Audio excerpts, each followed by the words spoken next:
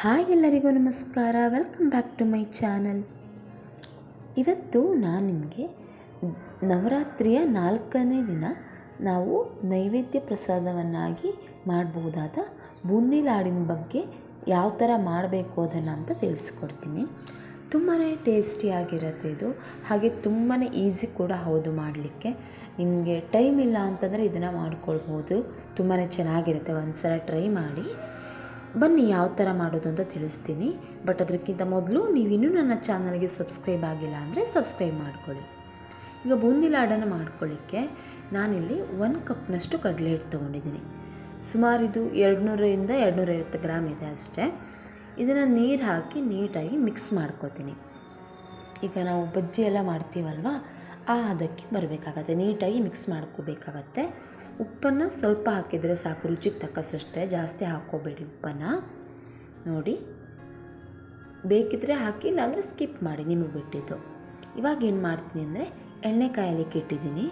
But ಏನಂದರೆ ಎಣ್ಣೆನ ಸ್ವಲ್ಪ ಜಾಸ್ತಿ ತೊಗೊಂಡಿದ್ದೀನಿ, ಹಿಟ್ಟು ಕಡಿಮೆ ಇದ್ದರೂ ಕೂಡ, ಯಾಕಂದರೆ ಎಣ್ಣೆ ಜಾಸ್ತಿ ಹೀರ್ಕೊಳ್ಳುತ್ತೆ, ಅದ್ರ ಸಲುವಾಗಿ.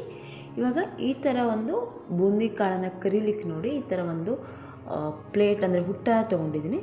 ನೀಟಾಗಿ ತೊಗೊಂಡ್ಬಿಟ್ಟು ಈ ಥರ ಇಟ್ಕೋತಾ ಇದ್ದೀನಿ. ಈ ಥರ ಸಿಗತ್ತೆ ನಿಮಗೆ ಅಂಗಡಿಗಳೆಲ್ಲ. ಬೂಂದಿ ಕಾಳು ಕರಿಲಿಕ್ಕೆ ಅಂತಲೇ ಸಪ್ರೇಟಾಗಿರುತ್ತೆ. ನೋಡಿ, ಈ ಥರ ಚೆನ್ನಾಗಿ ಬೇಯಿಸ್ಕೊತೀನಿ. ಅಂದರೆ ಒಂದು ಸಲ ಇದು ಹೈ ಫ್ಲೇಮಲ್ಲಿದ್ದು ಮೀಡಿಯಮ್ ಫ್ಲೇಮಲ್ಲಿ ಇಡಿ, ಯಾಕಂದರೆ ತುಂಬ ಕಡಿಮೆ ಆದರೆ ಕಾಳೆಲ್ಲ ಸಣ್ಣ ಬಂದುಬಿಡುತ್ತೆ, ಅದ್ರ ಸಲುವಾಗಿ. ನೋಡಿ, ಈ ಥರ ಆಗಬೇಕಾಗತ್ತೆ. ಈ ಥರ ಆದರೆ ಹಿಟ್ಟು ಪರ್ಫೆಕ್ಟ್ ಆಗ್ತಾ ಇದೆ ಅಂತ ಹೇಳಿ. ನೋಡಿ, ಇಲ್ಲಿ ಎಷ್ಟು ಚೆನ್ನಾಗಿ ರೆಡಿ ಆಗಿದೆ ಅಂತ ಹೇಳಿ ಇದನ್ನ ತೆಗಿತೀನಿ ನಾನು ಇವಾಗ. ಸಾಕು ಇಷ್ಟೇ. ನೀವೊಂದು ಅದು ಕಾಳು ಏನಿರುತ್ತಲ್ವ ದೊಡ್ಡಾಗಿ, ಜಾಸ್ತಿ ಕಂದು ಬಣ್ಣ ಏನು ಬೇಡ, ಗೊತ್ತಾಗತ್ತೆ ನಿಮಗೆ ಫ್ರೈ ಆಗಿದೆ ಅಂತ ಹೇಳಿ. ಇದನ್ನ ತೆಗೆದಿಟ್ಕೋತೀನಿ ಸೈಡಲ್ಲಿ. ನೋಡಿ, ಇಷ್ಟು ದೊಡ್ಡ ದೊಡ್ಡ ಕಾಳು ಆಗಿದೆ, ಎಷ್ಟು ಚೆನ್ನಾಗಿರುತ್ತೆ. ಸೊ ಈಗ ಏನು ಮಾಡ್ತೀನಿ ಅಂದರೆ ಸಕ್ಕರೆ ಪಾಕ ಮಾಡ್ಕೊಳ್ಳಿಕ್ಕೆ ಹದ ಬೇಕಲ್ವ, ಅದ್ರ ಸಲುವಾಗಿ ನಾವು ಹಿಟ್ಟಿನ ಹದ ತೊಗೊಳ್ಲಿಕ್ಕೆ ಬರಲ್ಲ. ಈ ಥರ ಕಾಳು ಏನು ಕಲ್ತ್ಕೊಂಡಿರ್ತೀವಲ್ವ, ಇದರಲ್ಲೇ ಈಗ ನೋಡಿ ಕಾಳು 1 ಕಪ್ ಆಗಿದೆ, ಓಕೆನಾ. ಈ ಕಪ್ನಲ್ಲೇ ನಾನೇನು ಮಾಡ್ತೀನಿ ಅಂತ ಹೇಳಿದ್ರೆ 3/4 ಕಪ್ನಷ್ಟು ಸಕ್ಕರೆ ತೊಗೊಳ್ತಾ ಇದ್ದೀನಿ. 3/4, ಅದಕ್ಕಿಂತ ಸ್ವಲ್ಪ ಜಾಸ್ತಿ ಇದ್ದರೂ ಓಕೆ, ನೋ ಪ್ರಾಬ್ಲಮ್. ಹಾಕ್ಕೊಂಬಿಟ್ಟು ಸ್ವಲ್ಪ ಅದು ಸಕ್ಕರೆ ನೆನಿಬೇಕಲ್ವ, ಅದ್ರ ಸಲುವಾಗಿ ಸ್ವಲ್ಪ ನೀರು ಹಾಕ್ಕೊಳ್ತಾ ಇದ್ದೀನಿ. ಹಾಕ್ಕೊಂಬಿಟ್ಟು ಕಾಯ್ಲಿಕ್ಕೆ ಇಡ್ತೀನಿ.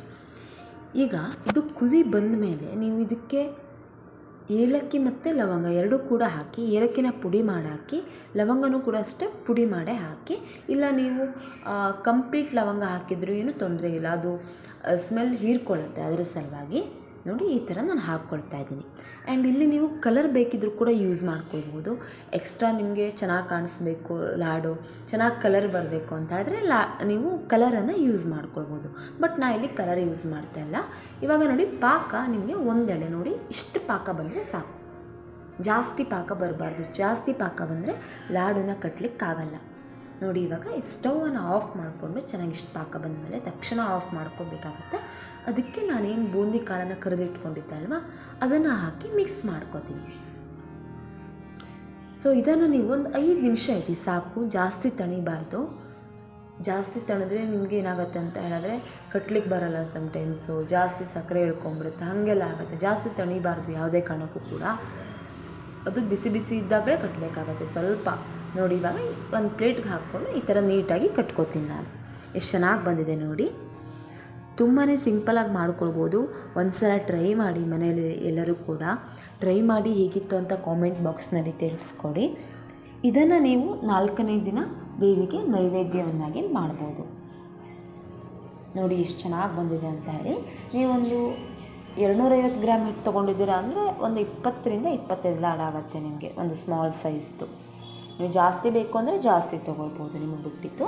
ಬಟ್ ಇಲ್ಲಿ ದೇವ್ರ ನೈವೇದ್ಯಕ್ಕೆ ಮಾಡೋದ್ರಿಂದ ಇಷ್ಟು ತೊಗೊಂಡ್ರೆ ಸಾಕಾಗತ್ತೆ. ಎಲ್ಲರಿಗೂ ಇವತ್ತಿನ ರೆಸಿಪಿ ಇಷ್ಟ ಆಯಿತು ಅನ್ಕೋತೀನಿ.